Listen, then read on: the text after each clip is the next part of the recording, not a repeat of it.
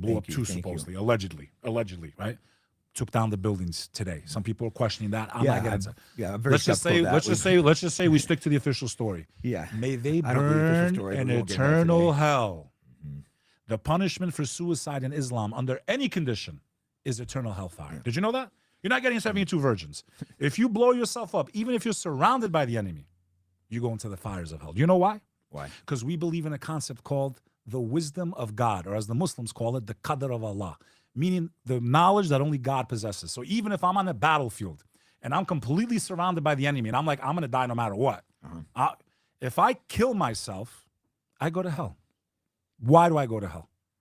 Because maybe those soldiers weren't going to kill me. Maybe it was God's wisdom that they're going to take me prisoner. I live and then I get out. That's number one. Or number two, they are going to take me prisoner. I'm going to be tortured to death. But through that torture, especially if I'm innocent, especially if I'm on the right side of history, through that torture, I'll be purged of my sins. It might be a way of God purifying my soul. I suffer here, not on the day of judgment. Yeah. And number three, women and children are strictly forbidden. Even trees have rights in the religion of Islam. Interesting, I didn't know that. During warfare.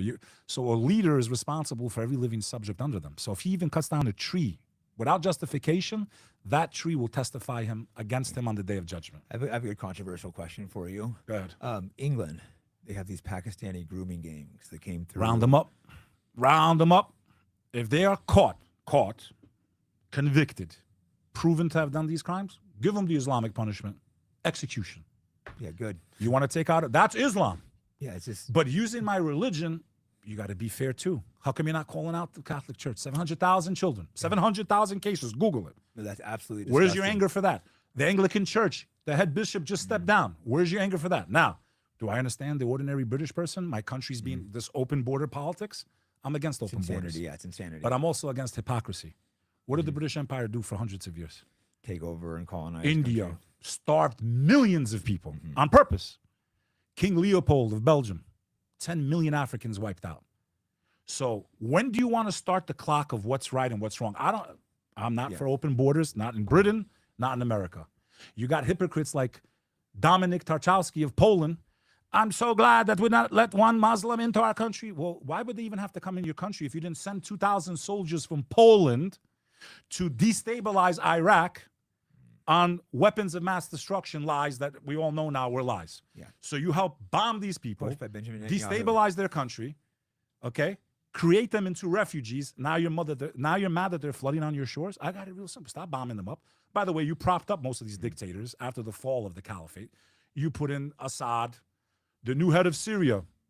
They all said he's a former ISIS member. ISIS killed more Muslims than anyone else. So why is he propped up? Well, now Muslims are killing Christians in Syria. Who put the guy in power?